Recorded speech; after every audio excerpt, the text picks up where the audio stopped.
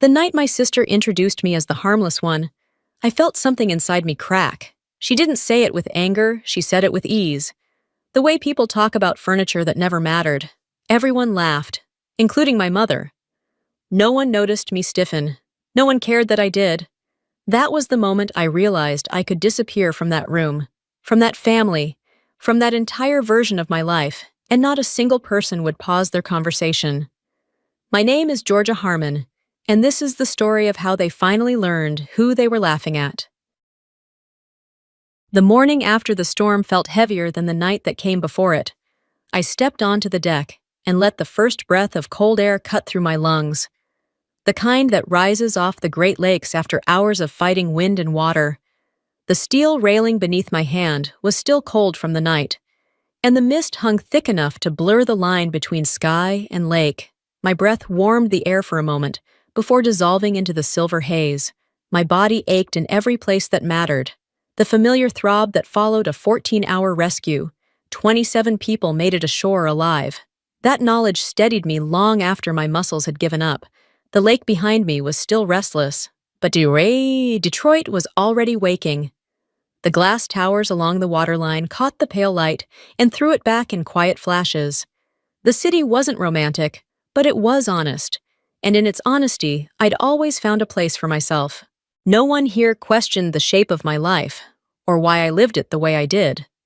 No sideways looks. No reminders about what I was supposed to be.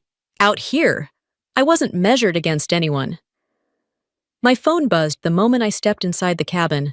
A long string of messages lit the screen, all from my mother. Each one puncturing the small pocket of calm I'd managed to keep through the night. News about Annie's engagement, instructions about when to arrive, and then the familiar line telling me not to wear my uniform. There were no questions about where I had been or what I had spent the night doing.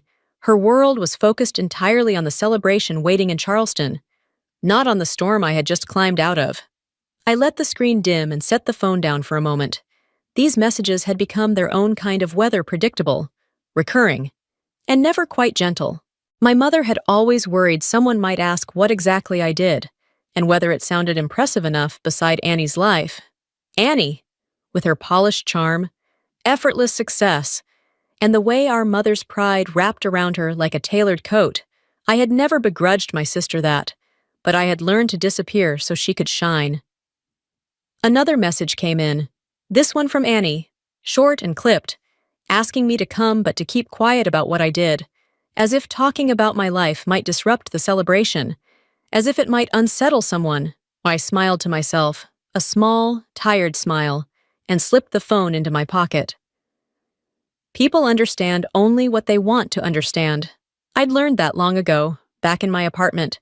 The silence was the same as always, orderly, sparse, lived in only by me. I hung my damp jacket, set my cap on the table, and glanced at the duty schedule. 3 days. Enough time to fly to South Carolina and stand where I was expected to stand. I leaned back in the chair and let the exhaustion settle into my bones. One more time. I told myself, just 3 days. I had no way of knowing how quickly that trip would reroute my entire life, or how many fault lines would finally split open the moment I walked into that engagement party. I only knew that something was waiting there, something years in the making, something I could feel pressing against me even now in the quiet, and whatever it was, I wouldn't be ready for it. I landed in Charleston under a harsh, blinding sun. The kind that made the air feel heavier with every breath. The brick streets reflected the light back at me. Too bright, too clean, too carefully arranged. After days surrounded by steel decks, storm spray, and engine oil, this city felt unreal pretty in a way that made me feel like an intruder. I dragged my suitcase through the hotel lobby, the wheels rattling sharply over polished stone. Before I could set it down, my phone buzzed with messages from my mother, warning me not to make anyone uncomfortable with talk of my work, reminding me that Annie was worried, and slipping in the old comparison that the Coast Guard lacked the polish of the Navy. I closed my eyes for a moment, letting it cut the way it always did, quiet but deep. I called Annie to confirm the time for the engagement dinner. She answered quickly, distracted, and told me to just show up on time. Then came the familiar request: keep the technical talk to a minimum, since Mason once knew someone from the guard who hadn't impressed him. She meant it as a precaution for the night, but it revealed what she really feared, that Mason might see me the same way she always had. I didn't argue. I never did. Later, while I changed to go out alone, an email from district headquarters appeared. The investigation into the Great Lakes rescue had been escalated. I stared at the words, feeling the heat of Charleston fade from my skin. The one part of my life that had never wavered was suddenly on unsteady ground.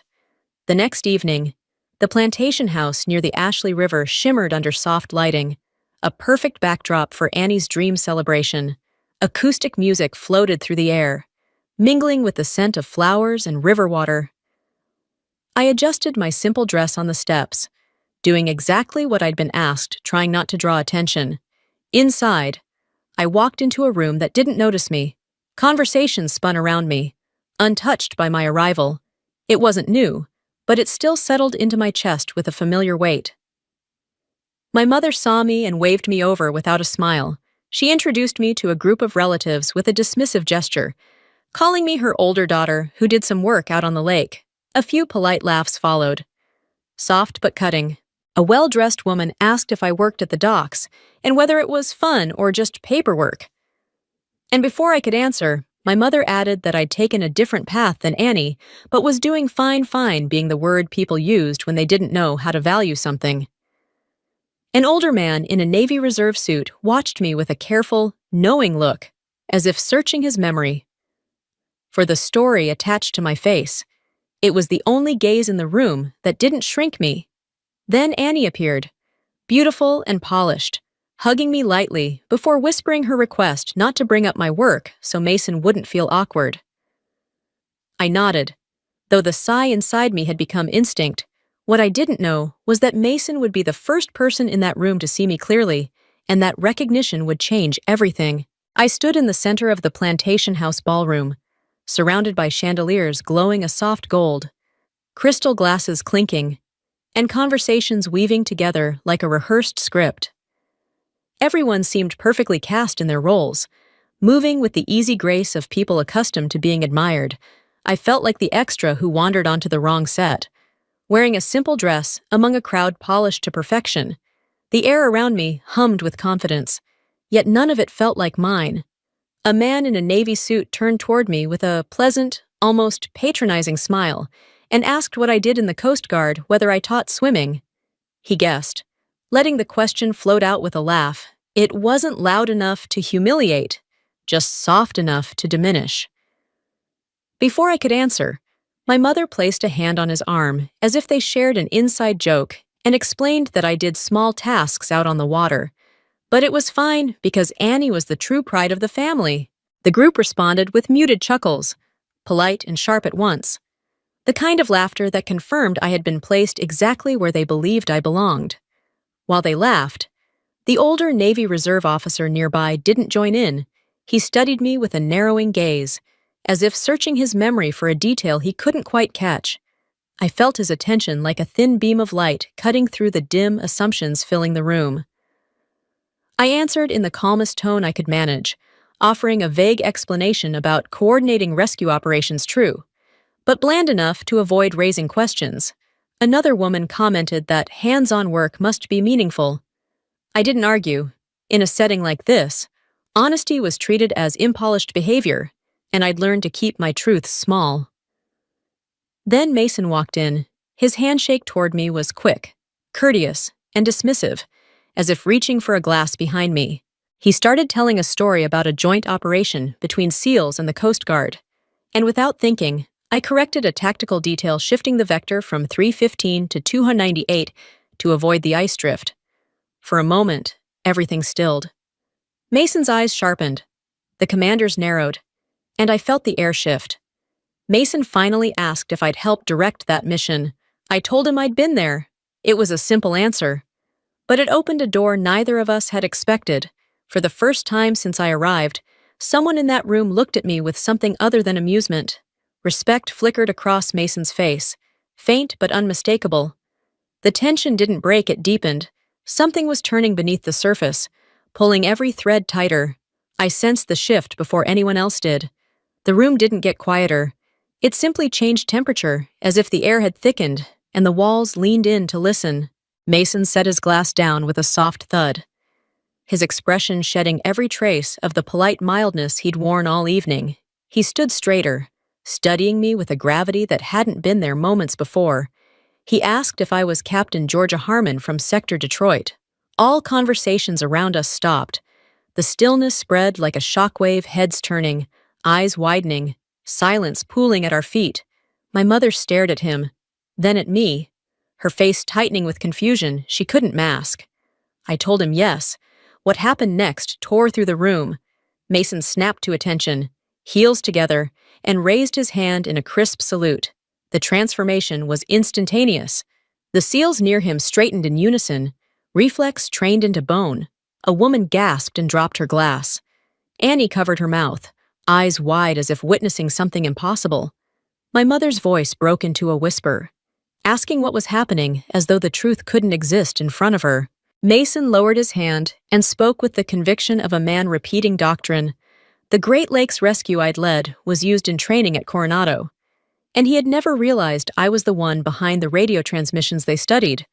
An older retired admiral stepped forward, greeting me by rank and name, extending his hand with the kind of respect that silenced even the boldest voices in the room. The murmurs grew louder until someone quietly searched my name and read aloud that I had saved 27 lives. The people who had chuckled earlier pulled their hands back, straightened their posture, and avoided meeting my eyes. Mason apologized softly for underestimating me when we first met. I told him I was used to it. It wasn't resignation, it was truth forged from years of being overlooked. As the room shifted around me, the memories of that storm surged back, the freezing spray, the chaos, the voices calling for help. None of those people here knew what that night had taken out of me. But for the first time in my life, the people who had always stood above me were forced to recalibrate. For once, I did not have to shrink so others could stay comfortable. The room adjusted to me instead. The instant Mason lowered his hand, the entire ballroom froze. Moments earlier, it had been full of soft laughter, clinking glasses, and the warm glow of chandeliers. Now everything felt suspended, as if the air itself had been startled still. They weren't shocked because of my rank. They were shocked because the story they'd always believed about me dissolved in front of them. My mother stared at me, blinking rapidly, struggling to match the woman she'd reshaped for years with the one standing before her. Her voice trembled when she finally asked if I was a captain. I didn't answer. There was no way to compress 20 years of dismissal into a single explanation. Then the retired admiral stepped forward, addressing me by rank and stating that my mission reports were used for training. His voice carried across the room like a second command, redirecting every gaze toward me. When I shook his hand, my mother stiffened, realizing nothing she'd said about me was true anymore. 3 SEALs snapped to attention behind Mason, their reaction instinctive, their posture flawless. Seeing that level of discipline appear in the middle of a Southern engagement party felt surreal. Guests shifted uneasily, caught between awe and guilt. Mason's mother approached with an unsteady apology, and when I told her it was fine, the words seemed to ricochet toward my own mother, leaving her visibly shaken. But it was Mason's voice that cracked the night open.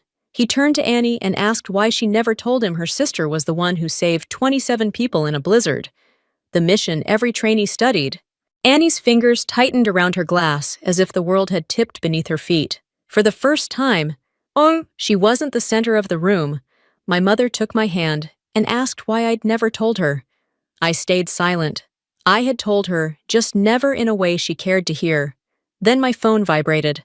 A message from district headquarters warned of a possible suspension and ordered me to report immediately. While the room finally saw me clearly, the one institution that always had might slip away. I closed the phone with a steady smile. Even as dread pooled in my stomach, the real storm hadn't even begun. The attention that followed felt suffocating. People crowded around, eager to ask questions, eager to align themselves with the version of me they had ignored minutes earlier. Praise became its own weight. pressing into the same space where the words possible suspension echoed relentlessly. Mason noticed my hands trembling and asked what was wrong. I brushed it off, but he didn't believe me. Before he could say more, Annie pulled him aside, insisting I was simply overwhelmed by attention. Her tone carried that familiar softness sharpened into a blade. Mason's expression shifted for the first time all night. The commander pulled me into the hallway and asked directly about the investigation. His concern made my stomach drop. Politics claimed people like me all the time. When my phone buzzed again, the meeting had been moved to dawn. I would have to leave Charleston within hours. I returned to the ballroom long enough to tell Annie I needed to go. Her response was immediate, another accusation that I put work above family. The words stung deeper than she knew. I told her it wasn't work. It was truth. Then I walked out into the night, leaving behind the people who had only just begun to see me, and the family who still didn't know how. The road north waited, along with the storm that would decide everything. I left Charleston just before midnight, the sky a heavy shade of violet stretching endlessly ahead. No one walked me out. No goodbye. No embrace. Not even the simplest question of when I might return. My mother's confusion lingered in the doorway, and Annie's expression hovered somewhere between bruised pride and uncertainty. As if my leaving pulled her out of the center of her own celebration, the highway swallowed me quickly. I-26 was nearly empty, its scattered yellow lights blurring into long, tired streaks across the road. I drove with my shoulders tight, feeling the darkness around me echo the uncertainty inside. When I rolled the window down, the cold air struck my face sharply, nothing like the warm, curated glow of the party I had escaped hours earlier.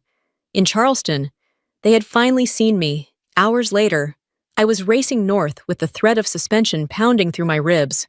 Two worlds pulling hard in opposite directions, the family that never understood me, and the career that suddenly felt as though someone else controlled the ground beneath it. The call from district came first. My presence required at 0500, the situation more serious than expected. Then came the memories, the black churn of the storm. The split-second decision of Vector 29827, lives depending on a choice I now had to defend.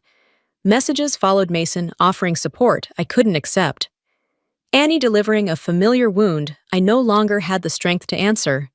By the time the faint lavender of dawn edged over the Michigan border, I pressed harder on the accelerator. The real storm waited ahead, and this time, I would walk into it alone. The conference room at District Detroit glowed under harsh white lights, the kind that revealed everything and left nowhere to hide. The polished table reflected the ceiling panels, and the map of the Great Lakes pinned to the wall pulled my memories back to the night I was here to defend. I walked in wearing my duty uniform, the fabric still carrying the faint chill of the lake air from my overnight drive. Dust clung to my boots, proof of how quickly I'd come. The panel waited 3 senior officers, a JAG representative, and 2 investigators, each watching with the calm severity of people trained to dissect the truth. Here, I didn't shrink. I didn't fold inward the way I did in Charleston. Here, I stood straight. Here, I belonged. The junior officer rose first, voice unsteady as he accused me of issuing an unsafe vector. The room turned to me, not with suspicion but expectation. I opened my laptop and laid out the evidence radar showing the ice drift, diagrams proving the collision risk, the logbook bearing his signature, and then the radio recording. His own voice filled the room, confirming the path was clear. His face drained of color as the last shield of his lie vanished. The JAG representative delivered the verdict I had followed SARE protocol. The report would be corrected. No grounds for suspension. A senior officer met my eyes and said he knew I always acted with reason, that I had saved lives and saved them correctly. I stood still, lighter than I had in months.